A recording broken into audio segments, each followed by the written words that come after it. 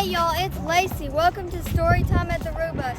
We're here in Birmingham and we're going to see Sound Tribe. Sharla, I'm here with Lacey. We're here in Birmingham and we're about to head to Sound Tribe. We just went to the Sozo Trading Company. It's a thrift store here in Birmingham. Lacey got her some back to school clothes. We're actually turning the podcast over to Josh and JB this week. They're going to do a pilot for a Bonnaroo sports podcast. I wish them all the good luck in the world with that. Lacey, you excited for Sound Tribe? Yeah, What do you think is going to happen tonight? it's going to be crazy. It's going to be crazy? All right. Well, let's go check out some crazy. The Storytime at the Roo Bus, a weekly podcast about Bonnaroo and other music festivals. Hi, my name is Pawpaw Josh. I'm here with my co-host today. What up? I am his co-host J-Bone, and today we're going to be talking about a few different things.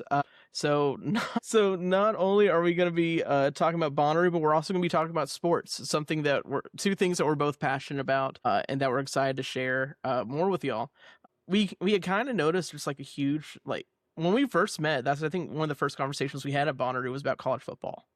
Mm-hmm. And we stayed up until about 4 or 5 in the morning. We've done that, I think, multiple times, just talking about sports. Multiple times. I mean, this past year, I think we got a little hungover on Wild Turkey talking about sports, I and don't know nothing about that. you threatening to fight some people in camp. All right, but Josh, how's life been? How's everything going? Oh, man, it's been great. Just raising kids, seeing shows, going to games. Just really enjoying myself right now. I'm in a great season in life. How about yourself, brother? I've been good. I just got a promotion at work, so that's exciting. So starting kind of a new venture in my job, so I'm really excited about that. But I was going to say, I know you had gone to some different shows recently, as well as you went to a Braves game this past weekend. So tell me about all the shows you've been to, and then talk about the Braves game. Yeah, so over the past 2 weeks, I've seen Tame Impala and Joe, STS9, and then last night I saw Dinosaur Jr. and Band of Horses, and I just had a phenomenal time. I haven't seen Tame Impala since 2016 when they were at Roo, so it was really cool getting to see them again. The new live album, I was kind of iffy on, or the new album, I should say, I was kind of iffy on it, but live, it was incredible. I was blown away by it. I would love to see that show again, even if it's the same song set list. I would see it again in a heartbeat. STS9, they always throw down. They haven't been to Knoxville in a long time, and they left it all on the stage. It was just hours of nonstop, just craziness. And then last night at Band of Horses and Dinosaur Jr., Dinosaur Jr. opened up, and I don't know how familiar you are with them, but they are basically the loudest band on Earth. And so that was a very weird booking to begin with because their music styles aren't that similar, but Dino Jr. was so loud that Band of Horses really turned it up. I've seen them a number of times. It's been kind of quiet, kind of a more mellow show, but they really rocked it out last night, I guess to make up for the fact that they knew they were playing after somebody that was louder than life. So it's been a great run of shows. Yeah. Just so much fun. And then, on Sunday, we went to the Braves game. I took my family. Little backstory, I'm a huge Braves fan. This was my 19th game at the new stadium, Truist Park. It was the first game I've ever seen one in person. I was 0-18 until Sunday in person. So that was, congratulations. After the game was over, I did one of these, just hands in the face. Just, it was a relief more than anything. No, and I've been with you to the Braves game when y'all played St. Louis. So I'm a St. Louis fan, to those who don't know. And so that was when Josh came and he said, I've never seen the Braves win. I was like, this is just my luck. It's either I'm going to see Josh's first win or I'm going to see the Cardinals win. That's a win in both ways in my book. And so thankfully the Cardinals won that day. But yeah, that's exciting. I'm glad you had a great time at the Braves game. And then those shows sounded great. I know you had a good group go down with Tame Impala and Joe. I think who was all there? Let's see. You had Daniel, Andrew, Shayna, Caleb. Who am I leaving out? There were about 6 or 7 of us. A couple of them I just met that night. I'll be honest. I don't recall their names, but we had an excellent time just hanging out that evening. That's awesome. And then seeing then you said you saw some other stuff. So STS9, I know they're fantastic. I loved I saw part of their late night a few years ago at Bonnaroo, and they know how to throw down. That's great. And then you said you thought Band of Horses and Dinosaur Jr. That's such an interesting combination. Yes. Like you said, like Dinosaur Jr. is like pretty loud. I don't listen to him a ton, but I do know like people have said they have to wear like a lot of, like, make sure they have their like loops or ear foam or something just to make sure they have hearing the next day. And the Absolutely. Band of Horses, that's kind of, I always thought like if bands were literal, like literal band names, like a Band of Horses would be really fun to see on stage. Like, so if you see like a horse playing the drums, would be so sick. Just a bunch of Clydesdales up there going wild on stage. Hey, I'm a Cardinals fan. You know I love the Clydesdales. Like they run all over St. Louis. But all right. Well, since we talked about a little bit of the Braves there, I was gonna say let's talk a little bit about baseball. I know we're both big baseball fans. A lot of things going on. We're almost like we're what 2 months left in the regular season. A lot of things going on, a lot of shuffling around in rankings. I know, like as someone who's in the NL Central, like the NL Central is just chaotic because of how close the race is. I think the Brewers are kind of pushing away. I think right now the Brewers have the best record in the MLB. Like I was looking at it just earlier. They're 60. I think they're 63 and 37. They're a game ahead of. They're technically half a game ahead of the Dodgers right now. So they're leading the entire league. And then like the rest of the division's just crazy. But I know Atlanta's leading their division and like the wild card race is up in the air for anyone. Who are some things that you're interested in seeing like within the league so far this year, excited to see in the future? Well, the Phillies have shocked me after that absolutely abysmal start. I mean, just terrible. And they have just stormed through. They are barely back in the division. The last time I checked, it was 2.5 games behind the Braves, and they just came from nowhere because at one point in time, the Braves were a dozen plus games up in the division. But, you can't keep up that how they started the season. That's just not sustainable. Right. But the Rays have really Exactly. surprised me this year, too. I thought they would be kind of middle of the road, and they are they're tearing it up. Yeah, they're killing it. They're doing really good. The Rays are looking good. I've been really shocked by the White Sox. It's like they were one of the worst teams just that we've ever seen, like in the MLB in the past, probably the past like decade. And now they're leading their division. Like they are. I mean, they're 53-46, which in the AL Central is okay. It's like a solid division. And so it's not like the most like stacked division, but it's still like being able to go from like, what did they finish last year? It was like they finished winning like 30 something games, 40 something games to now like already being post 500 and winning 50 games is huge turnaround. Yeah, I believe, did they not have the worst modern era record? Was that something along those lines? I think so. If not, I'd be shocked if they didn't because it was bad. I'd have to look at research what that record was, but it was rough. And that like it was.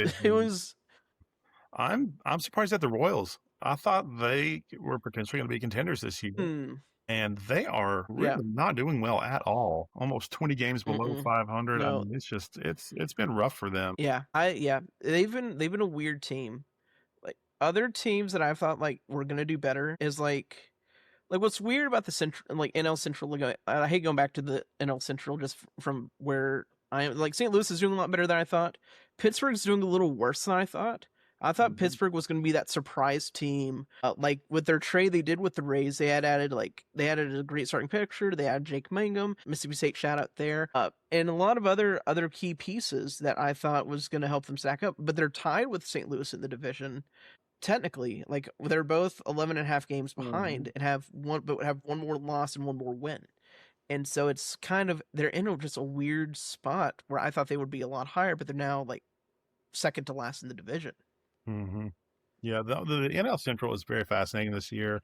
I'm also sort of tangentially a Cubs fan. We have their minor league baseball team, their AA team in Knoxville. So I kind of cheer for them. I did not have high expectations for the Cubs this year, but they're doing really well overall. I hate that they're doing well. That they are doing well. Thankfully, For me, there's not a team that I hate more than the Cubs.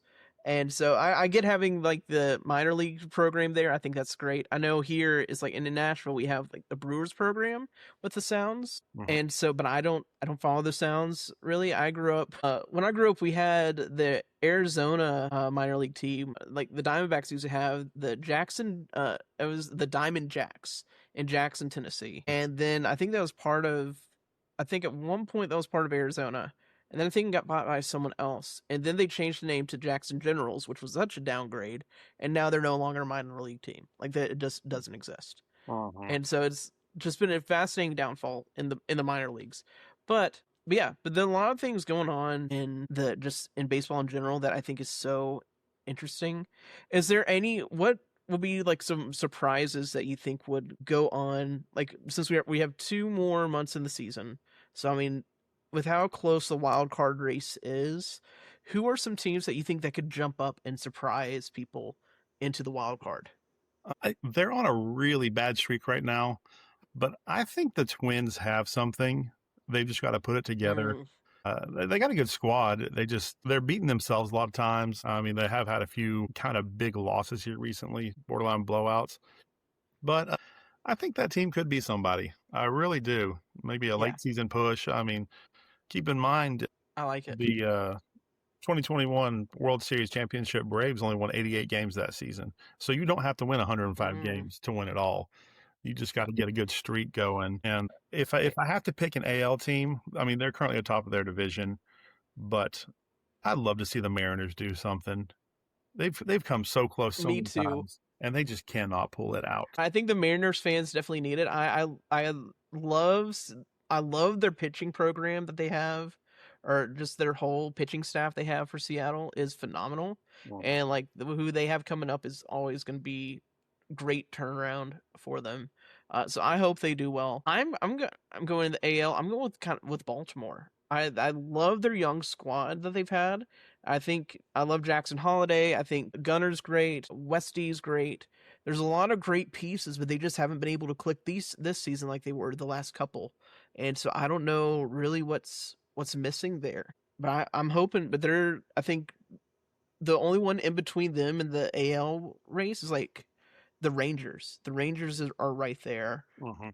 And so if they can just break past 500 and kind of like get a winning streak going, which it's going to be tough to do because I'm looking at the Red Sox. The Red Sox are on a 14-game win streak? Hold on, I'm just looking at this. Yes, they are. They've been on fire. That's crazy. I've missed that. That's, I think, the Baltimore's one I would love to see in the playoff, but they just need to be playing better. Absolutely. No, actually, the Red Sox was the last game I saw live in person, the last loss that I saw. We had the game going until the 8th inning, and then Contreras went and hit a 2-run bomb in the 8th to take the lead, and Braves could not bring it back, no matter how hard they tried. Wow. That's heartbreaking. Well, I'm glad you saw a win for the first time in Truist. Like getting a monkey off my I'm so back. happy for you. Statistically, the odds of that happening are just abysmal. But I guess somebody's got to happen too. Technically, each game, I hate to be like the statistician nerd. Technically, it's 50-50 every game you go to. You're either going to win or lose. And so it's still just a 50-50 shot every time you go. And so you just had the unfortunate luck of like, what did you say, 9 in a row? Or was like, this was your 9th game? We lost 18 in a row. 18. Jeez. Okay. Yeah. 18. That's crazy. So I'm glad you had a great time with the Braves. I'm really excited for the rest of this MLB season. But we recently just had the conclusion of the World Cup. And so, first off, congrats to Spain on beating Argentina and Messi. And that is probably Messi's last World Cup. I know that it was really cool to see the World Cup in North America, whether in the U.S. and Mexico and Canada. I think it was one of my favorite ones that I've seen, at least in my lifetime. No, absolutely. I enjoy soccer, especially. I like the MLS a lot. I don't really keep up with Premier League, anything like that. But I felt a little more connected to this one, having it here on our soil. Mm-hmm. I was more interested. I watched more games. I've always watched the U.S. games, but not much other than that. And this year, I got a little more deeply involved into it. My international soccer knowledge is still very, very. It's a very small amount, but Mm-hmm. it was a lot more fun to watch this year for me. Yeah, it was so fun to watch. I'm same with my knowledge. I know little to nothing on soccer. I used to play when I was a kid and like followed players at that point, but nowadays I just haven't really followed as well, except for like the bigger names like Ronaldo and Messi and Mbappe and Holland. And it was great seeing those players play the World Cup. But it was really cool to see how like I love seeing the fan bases. I think is one of my favorite parts, in seeing how they interact just with just as a crowd.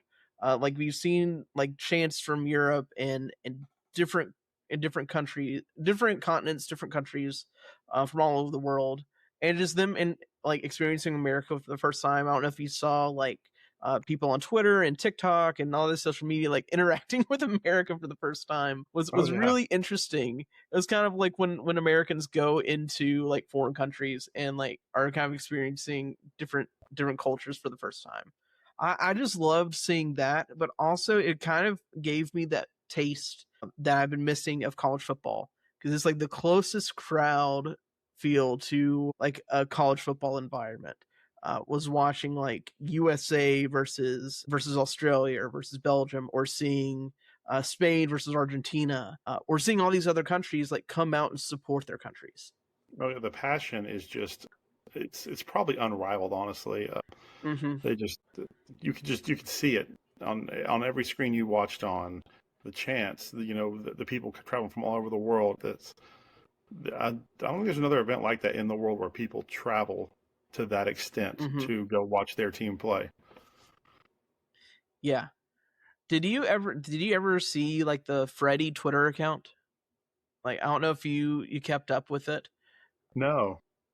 Oh my gosh. So this guy was a Germany fan, guy from Germany named Freddie, and he traveled for the World Cup. He pretty much, so Europe, they take longer PTO or time off. They have longer holidays, as they call them. Mhm. And so like he took like a month off and did like the whole like World Cup and went all over the country. And so he ended up, I think, I love that. Like, I think he ended up at Auburn at one point. He ended up in Ann Arbor. He ended up going to, like, flying to Canada to watch Germany get eliminated by, I can't remember who else they played. But it was really cool seeing his interaction of America for the first time, like for the second time, but seeing all the different cultures and different places outside of like New York City and LA, and being able to see like the South or the Midwest. Mhm. That I think was really cool, a really cool opportunity for people that just haven't experienced that culture. Absolutely. I've gotten more joy out of watching people eat barbecue over the past 2 months than I ever should have. I mean, and I think I'm not going to get political here, but Hmm. I think it killed a lot of misconceptions about America for Hmm. everyone to travel here and see, you know, hey, we're some great people over here, and we have a lot of fun, and we're welcoming. We want people to come here and enjoy themselves. So I appreciated that a lot. I think like we as yeah, and I don't think that's really political at all. I think there's more just kind of, I think the stereotype of America is not painted in the best light right now due to a certain administration. I don't think I have to name names here with that. And so it's just more of a just people coming together and having a great time. And that's what sports is all about. It's kind of what I love about not only sports but Bonnaroo in general. Is just the community aspect of fan bases, whether that's your team, your country, your festival. That's always such a huge thing to have that passion, and just people being so excited and being able to show out for it is amazing. The shared experience, the camaraderie, it builds community. It connects people in ways that they can break other barriers to make that connection, and I think that's very important because we need more of that. We need people being a team right now rather than just fighting each other. And I say that as you know this, a lot of people know this. I'm a Hmm. professional hater, and but I love I love the rivalry. I love all of that, but I also love the connection that it brings to where, people are just together. Exactly. Well, rivalries are just so fun in general. Wow, I can't speak. I was revelry, like talking A&M. That's not what I meant. But rivalries Mhm. are so fun. It's like you get that. It's like it's that love and hatred and that love of hatred that kind of like gets you like pumped up. It's like I know like there's some like games like you can point out, you're like, oh, I hate them. Like I mentioned how much I hate the Cubs earlier. Or I mean, if I say the third Saturday in October, people are going to know what game it is in those fan bases or in that conference. I think if you're talking about Iron Bowl, Egg Bowl, I mean that's just college football, but I mean, I think I know that's just this kind of hitting a taste of it, but other countries have that rivalry with each other. I think you see that kind of within Europe, especially. I haven't watched like a ton of Premier League, but I know like those cities, like they build up those rivalries. Mhm. It's not how it is in like professional. Like there's really not a not really a great rivalry in like within the NFL or NBA, except probably like, what do you say, Lakers Celtics or Yeah, something I like that. mean, those are great rivalries, but at the Hmm. same time, it's not at the same level. You got like Bears Packers. That's kind of a little bit iffy Yeah, there, but I think you know, just I the think that's just one the that people go to. the passion is just unbelievable. Yeah, I think the only one, and I think it's just because of history. Is like, I know someone just talked about this on a podcast, which is weird. But I think it's because of like longevity of history. Because like I look at like my favorite rivalries, and it's because of like within college, they're so enrooted in community and like deep like in that area for decades, almost Hmm. on like almost a century. Baseball, like I think those rivalries are more intense. If I say like Yankees Red Sox, if I say Cubs Cardinals, if I say like, I'm trying to think of some others. I think if I say Braves Mets, Braves, I Mets, think or y'all just have Phillies. more of it, or Phillies. Yeah, I think those rivalries have been there for decades, almost over a century. It's like though they have that hatred that they grew up with, and like, you're a fan of this team, so you have to hate this team, which is very interesting. But it's also you can, but it's what's great is like everyone has like kind of a mutual respect for each other, kind of. I Yeah, don't know if that's you would agree with that, but it's like they it's just because they love to hate their rival team. yeah. I'm a huge Vols fan, and Yeah, one of the dudes I love most in the world is an Alabama fan. He released a video decades ago, and you know who I'm talking about. I think They I low do. down, they dirty, they some snitches, and never met that guy. I never will. I love him more than Hmm. words can say, and he cheers for my rival team. Like that. That's what it's about. Hmm. He wasn't disrespectful. We're just Yeah. we're just out there having fun, hating on each other. Hmm. Exactly. Exactly. And some rivalries can go too far, but I think that's Absolutely. but still like it's just that love of hatred, even if it's like rival teams. It's fun. It's just so Hmm. fun. But now that we're kind of like talking like about rivalries in football, we're now approaching college football season. Coming up I know real we're quick. everyone's coming real quick. The new college football video games come out. SEC Media Days is this week. There's a lot of new different things going on in college football, especially in the landscape of things. Like I've heard like on ESPN recently they talked about the SEC planning on seceding from the NCAA, which I don't know if the South someone schools from the I don't know if the South seceding is the answer to things, but Not that's again. not again. I think we've already seen the results of that. But it's very interesting to see because they don't agree with like not being able to take access to federal stuff. But there's so many different things like going on, not just in the Southeastern Conference, but in the Big Ten. The Pac-12 being back is such a huge deal. Not as big and exciting, but still like having those mid-major teams there. The Big 12 is still going to be very interesting, especially all the Sorsby talk that has been going on. People are going to be making Texas Tech a huge villain. But what are some things that you're excited about with college football coming up? Thing I'm most excited for, I don't even know who's playing yet, but is the first game of the season.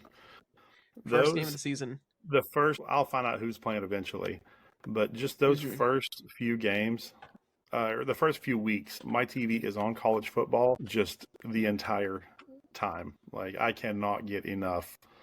But, some teams that I have some interest in this season, not affiliated Hmm. with my fan base. I'm curious to see what Michigan does. Mm. They've are they going to get back on the right track? Or are they going to completely implode? Are they going to be middle of the road? There's so many questions there. And, with a new coach, that's going to be asked any time. But with what that program's been through over the past 4 years now, it's just, there's a lot of questions that need to be answered. And I'm sure we're going to find that out within the first few weeks, exactly how they're going to be looking. And then on top of 100%. that, I'm excited to watch SMU this year. You know, the Ooh. the ACC is in a really weird place, especially with Clemson being down, and I just don't see them getting back up. And I think SMU has a chance to run through the conference. So I'm Yeah. I'm really excited to watch them play ball. I think they play an exciting brand of football, and Hmm. it's going to be a lot. What are you looking forward to? Ah, man. So, I mean, besides my team, which is just a whole other thing, if I'm staying in conference, I'm very interested in LSU. Especially with what Lane Kiffin now leaving from my rival, which thank God I'm excited Mhm. about that. But also going to a huge program. LSU has this was what's crazy is Brian Kelly's like the first head coach in like the last few head coaches that has not won a championship for LSU. Like before Mhm. that, it was Orgeron, and before that it was Les Miles. Both of those guys won natties. And Brian Kelly Saban not before being that. a and Saban before that. Yeah, it's like they've been able to win with one of the greatest head coaches and like some of the worst head coaches of all time, and couldn't do it with Brian Kelly. I'm very interested to see what Lane will be able to do, especially being like the portal king that he is, as well as being able to have the whole state of Louisiana to recruit. I think there's a Mhm. lot of great opportunities for LSU to continue to grow and develop. The question is are they going to give them time? Is like are like with this year because of how abysmal last year ended for LSU. Will Mhm. they make the playoff this year, or are they going to finish just outside? Like, what is that going to look like? Other than that, I think I'm very interested in who else was I interested in? I'm interested in seeing Boise State in the Pac-12. It's like I think they Mhm. can run the conference. To see, that's one that I'm very very intrigued by to see like them play in a power like what would have been considered a Power Five concert conference, which I don't know if they're considering the Pac-12 Power Five again Mhm. or Power. I'm interested. I mentioned Texas Tech. I'm just very interested to see how things are going to turn out there. I don't think they're going to, I think they could be in the playoff, but Sorsby was like a huge key part of that. It was like, what are they going to look like? Absolutely. Mhm. And another similar situation, losing a all-star quarterback is Vanderbilt. How are they going to look this Mm-hmm. year? I think they're one of my team's rivals, but I really like Lee. I find it very hard to dislike him. He seems like a very great person. He's a great coach. Yeah. I think he's an awesome dude. But where are they going to stand this season? Are they going to pick it right back up, or Oh, are they going to? talking about Vanderbilt and how you were interested, even though they're your rival, you think Clark Lee is a really good coach. Okay, yeah, I was just saying, how they.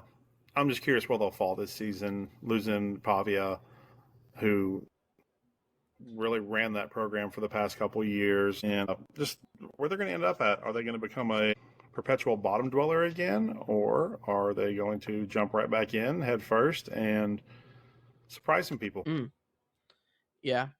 I mean, they've talked about Jared Curtis around here for a while. I know they're really excited about him, but I don't know. But when I read from On3, he's not getting the starting spot. It's going to be this. I haven't read his name in a bit, or I just don't remember it. So I mean, with that, can they be successful without Pavia? So that is a very interesting point. I like that. I think who else? Oh, I'm interested in Indiana. It's like, Oh, I mean, they just won the national championship. The Big Ten is very interesting, just in general. Like, you have three different teams. The SEC has been dominant for years, and now suddenly the Big Ten has won the last three national championships. Can the SEC come back to prominence in that sense, or is the Big Ten going to continue dominance with another team? So my question for you is, what Big Ten team that's not the three that have won the championship will win the next championship if they were to win this year? this year, that is a tough question. I, I honestly don't see any of them standing a chance. I'll go ahead and tell you my preseason prediction is going to be Ohio State on the season. I Yeah. think they are just going to jump right back in, and they are going to absolutely dominate the field. But I thought that last year too, and then, Indiana did what they did. Yeah. That is really, really difficult. Off Yeah. the wall guess, and it's going to involve a lot of defense and a lot of special teams. But why not Iowa? Why not Iowa? Eric would love you for that. Eric, shout out Eric. I know he'd love that answer. That was, I almost went down that route because I think if they have a great tight end, if they have a great defense, if they have like a lot of different pieces, why not Iowa? That would be fun. But I think if I was choosing a team, they'd be with a first year coach at a new program. They're trying to revamp them back up. They have a pretty easy schedule. They don't really have a tough schedule. But Penn State, I'm kind of intrigued. It's like, I don't know what they're going to look like. I like what Cable did at Iowa State, but are they going to be successful without James Franklin? Because really, without James Franklin, they weren't the best. They were like, Penn State had to struggle for a while, and Franklin had been there for years. Now he's at Virginia Tech, which we haven't even gotten to that. That could be a whole thing with the ACC. I don't know. There's so many different interesting things, and I'm surprised we haven't even brought up like Texas, like in all of this.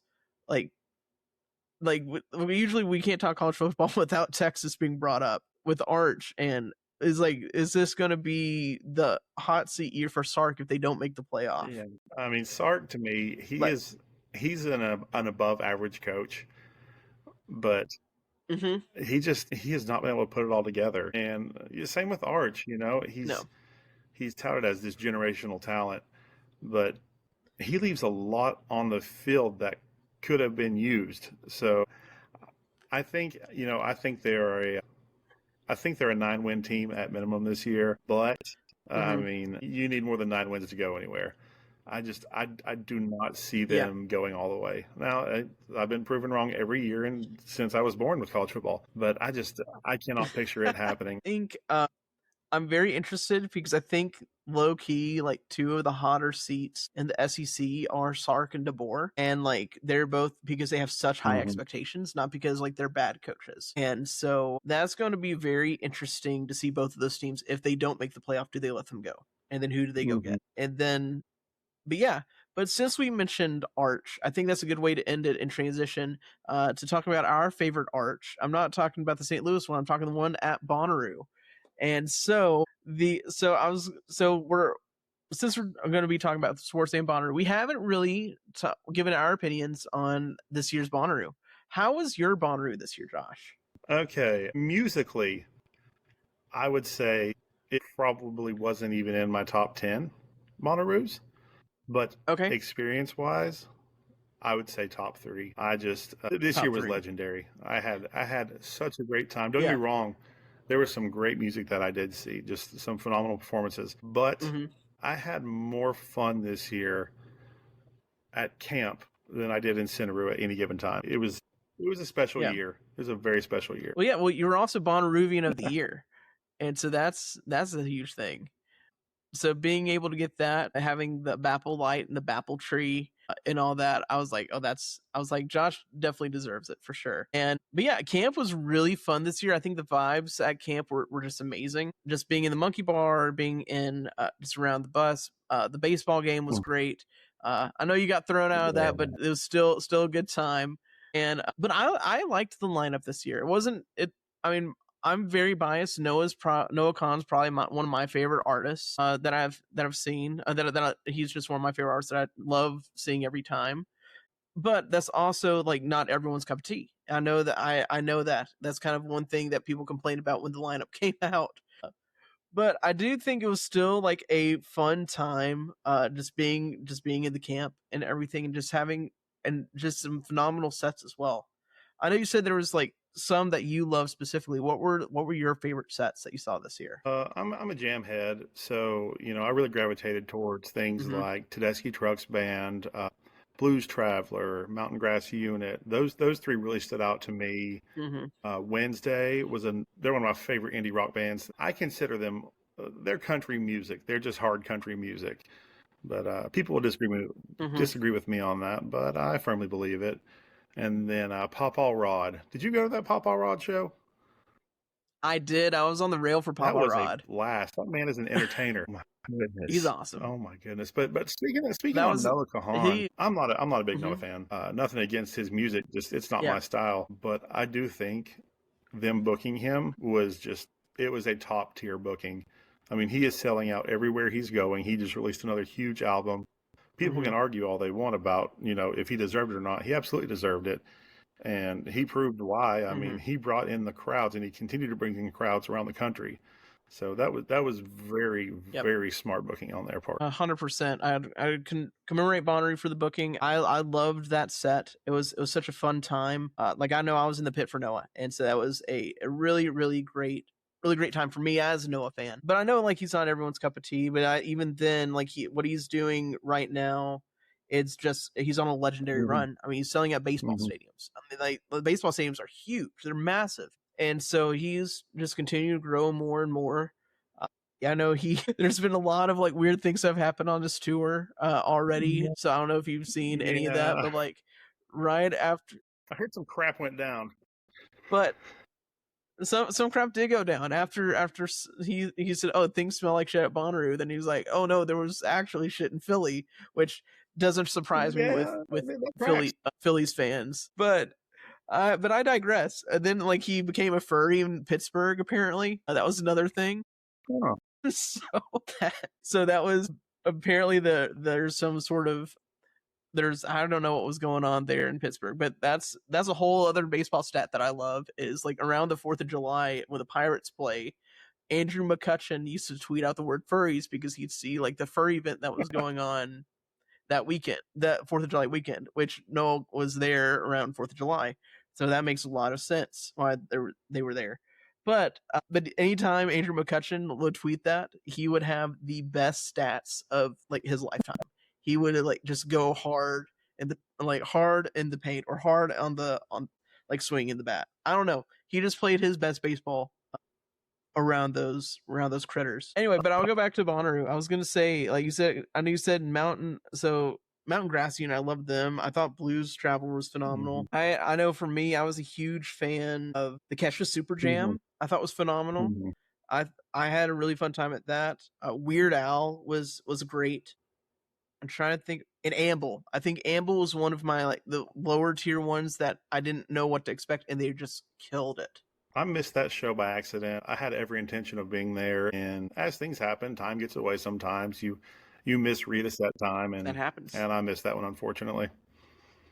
Mm-hmm. Amble is so good.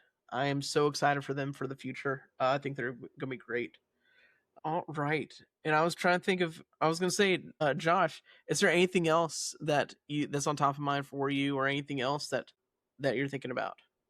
Well, basically, I just want y'all to get out there and radiate positivity and radiate a little chaos too for me.